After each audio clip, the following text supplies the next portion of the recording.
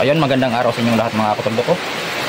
Punta sana ako ngayon sa ilog para ilatag yung aking trap para sa hipon at sa talangka, kaso maulan. So naalangan ako pumunta, baka kasi bumaha.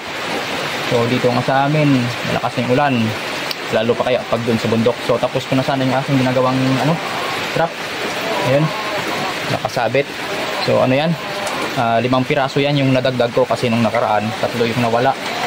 So 17 yung natira, tapos ngayon nakagawa ako ng ng 5 piraso. So bale 22 lahat, at yung isa na yon, yun, yan yung sa baba, yan yung lagayan ko ng sana ng talangka, yung pagbababaran ko ba, kasi kahit 5 piraso lang yung talangka, ipunin ko muna, iiwan ko lang muna doon para pag dumami tsaka ako dadalhin dito pa uwi.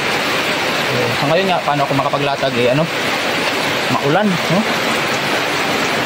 Ulan dito. So wala, gagastos tayo ngayon, bibili tayo ng pang-ulam.